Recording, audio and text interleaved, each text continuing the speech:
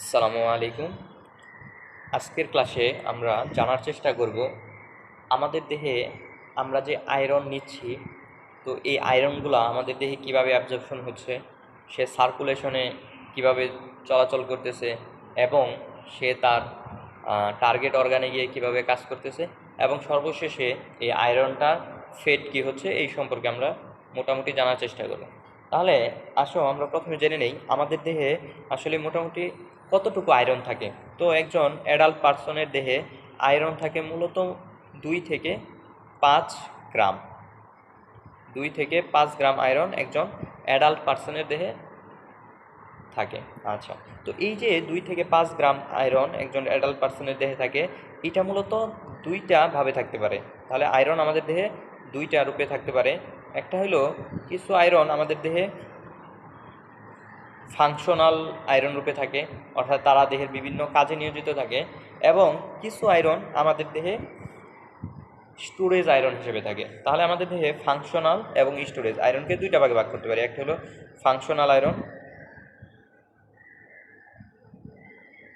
Functional, এবং কিছু iron কি থাকে, স্টোর থাকে আমাদের দেহে, এটাকে আমরা বলতেছিল স্টোরেজ আয়রন। ঠিক আছে। আচ্ছা, এখন ফাংশনাল এবং স্টোরেজ আয়রন কতটুকু থাকে?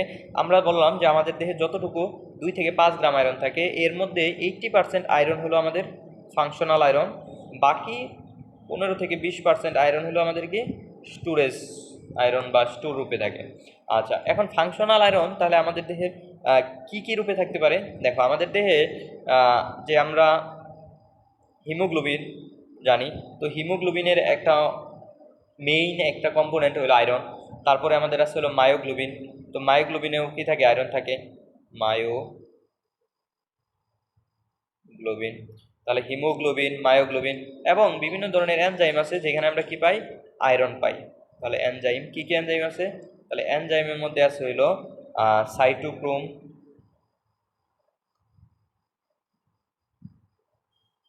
সাইটোক্রোম এবং ক্যাটালেস।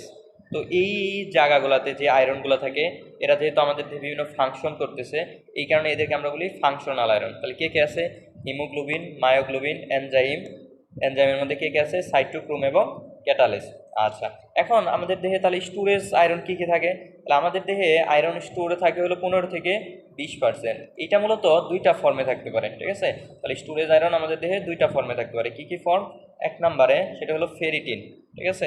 তাহলে স্টোরেজ আয়রন ফেরিটিন রূপে স্টোর থাকতে পারে, ফেরিটিন। আরেকটা স্টোরেজ ফর্মের নাম হলো হিমোসিডারিন।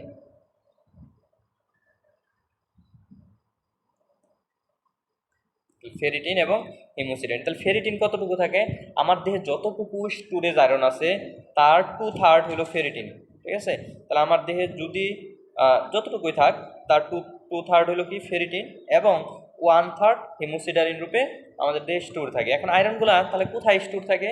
আয়রনগুলা স্টোর থাকে সে ফেরিটিনই হোক আর হিমোসিডারিন রূপে হোক, কোথায়? লিভার, স্প্লিন, বোন মেরো, এর যে ম্যাক্রোফেজ আছে, অর্থাৎ লিভারের ম্যাক্রোফেজ, স্প্লিনের ম্যাক্রোফেজ অথবা বোন মেরোর যে ম্যাক্রোফেজ, এই ম্যাক্রোফেজগুলোতে আমার কি থাকে, আয়রনগুলা স্টোর থাকে। ঠিক আছে। তাহলে মোটামুটি এইটা ছিল আমাদের আয়রনের ক্লাসিফিকেশন। এখন এই যে আমাদের দেহের আয়রন, এত আয়রন আমাদের দেহে 2 থেকে 5 গ্রাম আয়রন, এইটা মূলত আমরা একে আরও দুইটা ভাগে ভাগ করতে পারি, অর্থাৎ সোর্সের উপর ভিত্তি করে এদেরকে আমরা দুইটা ভাগে ভাগ করতে পারি। তাহলে কি কি সোর্স? যেই সকল আয়রন আমরা এনিম্যাল থেকে পাই তাদেরকে আমরা বলতেছি হলো হিম আয়রন, তাদেরকে আমরা কি বলি, হিম আয়রন। আর যে সকল আয়রন আমরা প্লান্ট থেকে পাই তাদেরকে আমরা বলতেছিল নন হিম আয়রন। প্লান্ট থেকে যেগুলো পাওয়া যায় তাদেরকে আমরা বলতেছি নন হিম বা ইনঅর্গানিক আয়রন, ইনঅর্গানিক। তাহলে এই এনিম্যাল এবং প্লান্ট এর উপর ভিত্তি করে আমি এদেরকে দুইটা ভাগে ভাগ করলাম। প্লান্ট থেকে যাদেরকে পাচ্ছি তাদেরকে আমরা বলতেছি কি, হিম আয়রন। তাহলে এই হিম আয়রন আমাদের দেহে আমি যতটুকু আয়রন গ্রহণ করতেছি তার 10 থেকে 20% অ্যাবজর্পশন হয়। অর্থাৎ আমি যদি 100 মিলিগ্রাম আয়রন প্রতিদিন নেই, তাহলে তার মধ্যে 10 থেকে 20 মিলিগ্রাম হিম আয়রনটা কি হয়ে যাবে, অ্যাবজর্ব হইতে পারবে। আর নন হিম আয়রন এইটা আমাদের দেহে খুবই কম পরিমাণে অ্যাবজর্পশন হয়, অর্থাৎ তারা 1 থেকে 2% অ্যাবজর্পশন হয়। যেহেতু নন হিম আয়রন বা ইনঅর্গানিক আয়রন আমাদের দেহে কম পরিমাণে অ্যাবজর্পশন হয়, এই কারণে এই ইনঅর্গানিক আয়রনকে আমরা ইনফিরিয়র আয়রন বলি। তাহলে এই আয়রনের আরেক নাম কি? Inferior iron. এবং এই যে আমাদের হিম আয়রন যেটা আছে, এটা আমাদের দেহে অনেক বেশি পরিমাণে অ্যাবজর্পশন হয়, এটাকে আমরা বলি সুপেরিয়র আয়রন। Superior iron. যেহেতু আমার এই হিম আয়রনটা অ্যাবজর্পশন হয় বেশি, তাহলে আমরা বলতে পারি যে আমাদের হিম আয়রনের বায়োঅ্যাভেলেবিলিটি বেশি। তাহলে হিম আয়রন এর বায়োঅ্যাভেলেবিলিটি বেশি।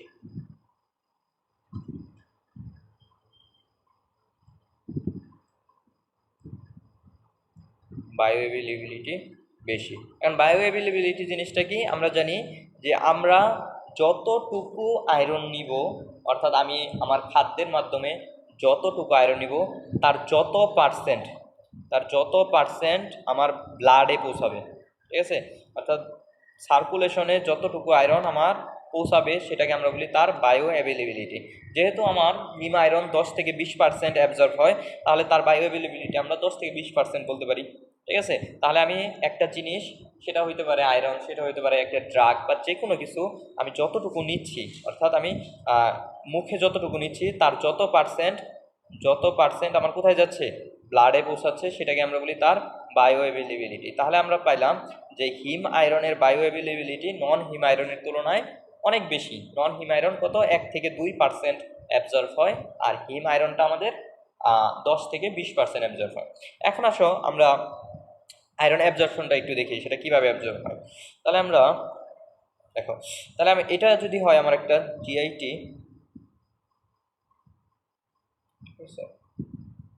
এটা হলো আমার জিআইটি, ঠিক আছে? তাহলে এটা জিআইটি, তো জিআইটির এটা হলো ডিউডেনাম, এটা হলো ডিউডেনাম। আচ্ছা, ডিউডেনাম। তাহলে আমার প্রথমে আমরা দেখবো হিম আয়রনটা কিভাবে অ্যাবজর্পশন হয়। তাহলে এইখানে ধরো আমি একটা অ্যানিমাল সোর্স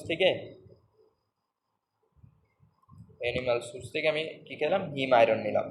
তো হিম আয়রনটা নিলাম, তাহলে হিম আয়রনটা আমি মুখে খাইলাম, খাওয়ার পরে সে জিআইটিতে আসলো, আসার পরে এই দিকে আসবে।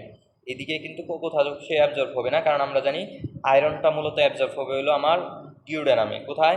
তাহলে এইটা আমরা একটু মাথায় ঢুকাই নিই। আয়রন অ্যাবজর্ব হয় কোথায়? ডিউডেনামে, ঠিক আছে? তাহলে আয়রন অ্যাবজর্ব হয় কোথায়? ডিউডেনামে। যখন এই হিম আয়রনটা আমার ডিউডেনামে আসবে, এই ডিউডেনামে আসার পরে সে ডিউডেনামে আসলো, ডিউডেনামে। এখন আমরা মনে রাখবো এই ডিউডেনামের যে সেল আছে, এই ডিউডেনামের একটা সেলকে আমি একটু বড় করে রাখাই। দেখো, এটা হলো আমার একটা ডিউডেনামের একটা সেল। বোঝার সুবিধার্থে এই সেলটাকে আমি বড় করে রাখলাম। এখন এই ডিউডেনামের সেলের মধ্যে আমার কি থাকে? একটা স্পেশাল ট্রান্সপোর্টার থাকে, ঠিক আছে? তাহলে এই যে এইখানে যদি আমি ট্রান্সপোর্টারটা আঁকাই, তাহলে ডিউডেনামের এই সেলের ভিতরে একটা স্পেশাল ট্রান্সপোর্টার থাকবে। এই যে এটা হলো সেই ট্রান্সপোর্টার। যেই ট্রান্সপোর্টারটার নাম কি? যেই ট্রান্সপোর্টারের নাম হলো হিম আয়রন ট্রান্সপোর্টার। এটার নাম কি? হিম আয়রন ট্রান্সপোর্টার। হিম আয়রন ট্রান্সপোর্টার। তাহলে আমার কি হলো? আমার অ্যানিমাল সোর্স থেকে আমি কিছু পরিমাণে আয়রন খাইলাম। তাহলে এটা ছিল আমার অ্যানিমাল সোর্স। যে অ্যানিমাল সোর্স থেকে আমি কিছু পরিমাণে হিম আয়রন নিলাম, যেটা আমার জিআইটিতে আসলো। জিআইটিতে আসার পরে আমার যখন ডিউডেনাল সেলের কাছাকাছি আসলো, তখন ডিউডেনাল সেলের মধ্যে আমার কি ছিল? হিম আয়রন ট্রান্সপোর্টার। এই হিম আয়রন ট্রান্সপোর্টার এই হিম আয়রনকে সেলের ভিতরে ঢুকাই দিল, ঠিক আছে? তাহলে এখন আমার আয়রনটা কোথায় আছে? আমার ডিউডেনাল সেলের ভিতরে আছে। আচ্ছা, এই পর্যন্ত আমরা হিম আয়রনের জন্য এই পর্যন্ত একটু রাখি। এখন আসো আমরা নন হিম আয়রন তাহলে কীভাবে সেলের ভিতরে ঢুকে। ধরো এটা আমার জিআইটি, ঠিক আছে? তাহলে একটু এটা হলো আমার ডিউডেনাল সেল। তাহলে ডিউডেনাল সেলের মধ্যে আমি ডিউডেনাল সেলটা একটু এখানে একটু বড় করে রাখাই। তাহলে এটা হলো, আমি ধরলাম এটা আমার ডিউডেনাল সেল, ঠিক আছে? তাহলে এখন যখন আমি একটা নন হিম আয়রন খাবো, ধরো নন হিম আয়রন সেটা হইতে পারে হলো আমি একটা প্লান্ট সোর্স থেকে একটা আয়রন খাইলাম, যেটা নন হিম বা ইনঅর্গানিক আয়রন। সে কী করবে? এইভাবে আসবে, এদিকে জিআইটি দিয়ে আসবে। আমরা মনে রাখবো যে নন হিম আয়রন এটা থাকে হইলো ফেরিক ফর্মে। কোন ফর্ম? ফেরিক, Fe3+ ফর্মে। কিন্তু আমার ফেরিক ফর্মে আয়রন কখনোই কি হইতে পারে না, অ্যাবজর্ব হইতে পারে না। এই কথাটা আমরা একটু মাথায় রাখবো। তাহলে আমার নন হিম আয়রন বা ইনঅর্গানিক আয়রনটা এটা ফেরিক ফর্মে আসলো, আইসা ডিউটেনামের কাছাকাছি যখন আসলো সে তার ফর্মটা কি ফেরিক ফর্ম। যেহেতু সে ফেরিক ফর্মে এইখানে অ্যাবজর্ব হইতে পারবে না, তাহলে অ্যাবজর্ব হইতে হলে তার ফেরাস ফর্ম লাগবে। এই কারণে এইখানে আসার পরে ধরো আমি এটা ডিউডেনাল সেলের এই জিনিসটা একটু এই দিকে আঁকার চেষ্টা করি। তাহলে সে ফেরিক ফর্মে ছিল Fe3+ ফর্মে, এখন এইটার উপর আইসা কাজ করবে হলো আমার ফেরো রিডাকটেস। ঠিক আছে, তাহলে ফেরো রিডাকটেস আইসা তাকে কী করবে Fe3 থেকে Fe2-তে কনভার্ট করবে। ঠিক আছে, তাহলে আমার কি হইলো, আমার নন হিম আয়রনটা আস্তে আস্তে আস্তে আস্তে ডিউডেনামের কাছে আসলো। যেহেতু ডিউডেনাম দিয়ে নন হিম আয়রন Fe3+ আয়রনটা প্রবেশ করতে পারে না, এই জন্য এইখানে একটা এনজাইম কাজ করবে যার নাম হলো ফেরো রিডাকটেস, যে Fe3+কে আমার কিসে কনভার্ট করবে, Fe3+কে কনভার্ট করবে হলো Fe2+-এ। এখন Fe2+-এ আসার পরে যখন সে Fe2+ হবে তখন এইখানে ডিউডেনাল সেলের মধ্যে আরেকটা ট্রান্সপোর্টার চ্যানেল আছে যেটাকে আমরা বলি DMT1 অর্থাৎ ডাইভ্যালেন্ট। ডাই মানে হলো 2, ডাইভ্যালেন্ট মেটাল ট্রান্সপোর্টার 1। অর্থাৎ দেখো আমার Fe2+, তার মানে কি তার কত 2, ঠিক আছে, তাহলে Fe2+, তাহলে এর ফর্ম কত 2 ফর্মে আছে। তাহলে ডাইভ্যালেন্ট মেটাল ট্রান্সপোর্টার 1-এর মাধ্যমে আমার Fe2+টা সেলের ভিতরে যাবে, অর্থাৎ ডিউডেনাল সেলের ভিতরে যাবে। তাহলে এখানে আমি কি পেলাম, Fe2+ এখন কোথায় আছে, ডিউডেনাল সেলের ভিতরে, এবং এই দিকে আমরা হিম আয়রন যেটা ছিল ওইটাও কোথায় ছিল, আমার ডিউডেনাল সেলের ভিতরে ছিল। তাহলে এখানে ছিল হিম আয়রন। ঠিক আছে, তাহলে এখানে ছিল হিম আয়রন, এবং আমি এখন ডাইভ্যালেন্ট মেটাল ট্রান্সপোর্টারের মাধ্যমে নন হিম আয়রনের যে Fe2+ ফর্মটা এটাকেও সেলের ভিতরে আনলাম। আচ্ছা, এখন আমাদের তাহলে আমি যদি এই জিনিসটা একটু বড় করে দেখার চেষ্টা করি, তাহলে এটা হলো আমার কি ডিউডেনাল সেল। তাহলে এখানে কি আছে, আমি প্রথমে পাইলাম হলো হিম আয়রন, সেটা আসছিল হলো সরাসরি আমার কিসের মাধ্যমে, হিম ট্রান্সপোর্টারের মাধ্যমে। তারপরে আসলো হলো ইনঅর্গানিক আয়রনের যেটা Fe2+ ফর্ম, এটা সেলের ভিতরে আসলো। অর্থাৎ এটা এখন কোন সেলের ভিতরে, ডিউডেনাল সেলের ভিতরে, ডিউডেনাম। আচ্ছা, এখন যখন ডিউডেনাম সেলের ভিতরে এটা আসবে, এখন এখানে আমরা একটু যদি চিন্তা করি, এটা হলো ডিউডেনাল সেল, আর এইদিকে আমরা একটু সার্কুলেশনটা আঁকানোর চেষ্টা করি। এটা হলো আমার ব্লাড সার্কুলেশন। ঠিক আছে, আচ্ছা, তো এই যে আয়রন, হিম আয়রন এবং আমার Fe2+ ফর্ম, এই দুইটা তাহলে এখন আমার ডিউডেনাল সেল থেকে কোথায় যাবে, সার্কুলেশনে যাবে। তার আগে আমাকে একটা জিনিস মাথায় খুব খুব ভালো করে ঢুকাই নিতে হবে, সেটা হলো আমরা মনে রাখবো আয়রন আমাদের দেহের জন্য খুবই ভালো, খুবই প্রয়োজনীয় একটা জিনিস, কিন্তু কিন্তু এটা যদি আমার সার্কুলেশনে ফ্রি অবস্থায় থাকে তাহলে সে আমার জন্য খুবই ক্ষতিকর। সে আমার জন্য কি খুবই ক্ষতিকর। সে কি করতে পারে, এই আয়রনটা যায় আমার ফ্রি রেডিকেল তৈরি করতে পারে। কি তৈরি করতে পারে, ফ্রি রেডিকেল তৈরি করতে পারে, যেটা যায় কি করবে, আমার মাইটোকন্ড্রিয়া, তারপরে আছে হইল ডিএনএ, এদেরকে ড্যামেজ করে দিতে পারে। তাহলে আয়রন যদিও আমাদের দেহের জন্য খুবই গুরুত্বপূর্ণ, কিন্তু একে আমরা কি করতে দেওয়া যাবে না, আমাদের সার্কুলেশনে ফ্রি অবস্থায় ছাড়া যাবে না। অর্থাৎ আমার যতটুকু প্রয়োজন ততটুকুই থাকতে হবে, এর বেশিও থাকা যাবে না, বেশি থাকলেও সমস্যা, কম থাকলেও সমস্যা। আচ্ছা, তো তাহলে এই যে আমার যে আয়রনটা আছে, এই আয়রনটা আমার ডিউডেনাল সেলের ভিতরে আছে। তাহলে ডিউডেনাল সেলের ভিতরে আমাকে কি করতে হবে, এই আয়রনটা ডিউডেনাল সেলের ভিতরে, ধরো আমার অনেক আয়রন আছে, কিন্তু সব আয়রনকে আমার কি সার্কুলেশনে কি যাইতে দেওয়া যাবে না, সব আয়রনকে আমি সার্কুলেশনে যাইতে দিতে পারবো না। কেন পারবো না, কারণ আমি তো খাইছি অনেক, ধরো কোনো কারণে আমি অনেক বেশি পরিমাণে আয়রন জাতীয় খাবার খেয়ে ফেলছি, কারণ সব আয়রন আমার ডিউডেনাল সেলের ভিতরে আছে। কিন্তু এখন ডিউডেনাল সেল থেকে যদি আমি তাকে সার্কুলেশনে ছাইড়া দিই, তাহলে সে সার্কুলেশনে যায় কি আমার ক্ষতি করতে পারে। আমি কতটুকু ছাড়তে হবে, যতটুকু আমার দেহ থেকে বের হয়ে গেছে বা আমার দেহের জন্য যতটুকু প্রয়োজন ততটুকুকেই কী করতে হবে, আমার ডিউডেনাল সেলের ভিতরে থেকে আমাকে সার্কুলেশনে পাঠাইতে হবে। আচ্ছা, তাহলে আসো এখন আমার এই যে হিম আয়রন এবং ফেরাস ফর্ম, এই দুইটা আয়রনকে আমার কি করতে হবে, সার্কুলেশনে পাঠাইতে হবে। এখন হিম আয়রন এবং ফেরাস ফর্ম যেহেতু আমাকে সার্কুলেশনে পাঠাইতে হবে, এবং সার্কুলেশনে তারা অতিরিক্ত বেশি পরিমাণে পাঠানো যাবে না। তাহলে বেশি পরিমাণে যাতে পাঠানো না লাগে বা বেশি পরিমাণে আমরা না পাঠাই, এই জন্য আমার এই ডিউডেনাল সেলের ভিতরে স্পেশাল কিছু প্রোটিন থাকে যাদেরকে বলা হয় অ্যাপোফেরেটিন। তাহলে ডিউডেনাল সেলের ভিতরে কিছু প্রোটিন আছে যাদেরকে আমরা বলতেছি অ্যাপোফেরেটিন। তাহলে এফে হলো ফেরিটিন। তাহলে অ্যাপোফেরেটিনের কাজ কি? এই অ্যাপোফেরেটিন প্রোটিনগুলা এই আয়রনগুলাকে বাইন্ড করতে পারে। অর্থাৎ ধরো আমার সার্কুলেশনে কোনো কারণে আমার সার্কুলেশনে 2 মিলিগ্রাম আয়রন লাগবে, কিন্তু আমার এই যে ডিউডেনাল সেল, এই ডিউডেনাল সেলের মধ্যে আসতে হলো 3 মিলিগ্রাম।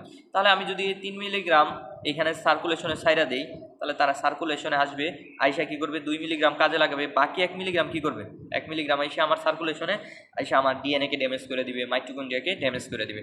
এই জন্য আমাকে কি করতে হবে, এখানে যদিও 3 মিলিগ্রাম আছে, এই 3 মিলিগ্রাম থেকে আমাকে সার্কুলেশনে পাঠাইতে হবে কয় মিলিগ্রাম, 2 মিলিগ্রাম। তাহলে এই বাকি 1 মিলিগ্রাম কি করব, এই বাকি 1 মিলিগ্রাম আমরা অর্থাৎ এই ডিউডেনাল সেলের ভিতরে জমা রাখবো। এখন ডিউডেনাল সেলে কার ভিতরে জমা রাখবো, এই যে অ্যাপোফেরেটিন প্রোটিনটা আছে, এই অ্যাপোফেরেটিন প্রোটিনের ভিতরে আয়রন আইসা জমা থাকে, তখন ওই অ্যাপোফেরেটিনের নাম হয়ে যায় ফেরিটিন। তখন অ্যাপোফেরেটিনের নাম হয়ে যাবে কি,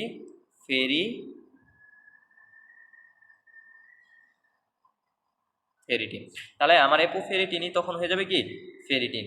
বাকি যে 2 মিলিগ্রাম থাকলো, সেই 2 মিলিগ্রাম আয়রন, বাকি 2 মিলিগ্রাম আয়রন আমাদের কি হবে, তাহলে এইখান থেকে সেলের ভিতর থেকে সার্কুলেশনে প্রবেশ করবে। তাহলে আমরা ধরি সেই বাকি 2 মিলিগ্রাম আয়রনটা সার্কুলেশনে প্রবেশ করবে।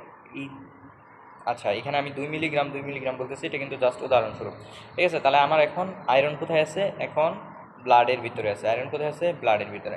এখন আমরা আগেই বলছি যে ব্লাডের ভিতরে আয়রন কি থাকা যাবে না, ফ্রি অবস্থায় থাকা যাবে না।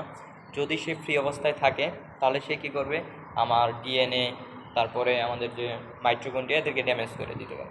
তো এখন এই আয়রনকে ফ্রি অবস্থা থেকে বাউন্ড করার জন্য বা বাইন্ডিং অবস্থায় নেওয়ার জন্য আমাদের লিভার থেকে একটা স্পেশাল প্রোটিন আসবে। তাহলে এটা লিভার থেকে একটা প্রোটিন আসবে, যেটাকে আমরা বলি হলো, ধরো এটা লিভার, এখানে লিভারটা আমি একটু আঁকাই।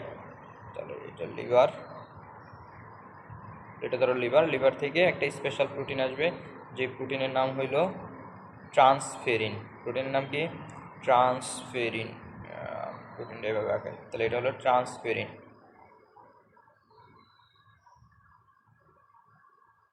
আচ্ছা, তো এই ট্রান্সফেরিন প্রোটিনের কাজ কি?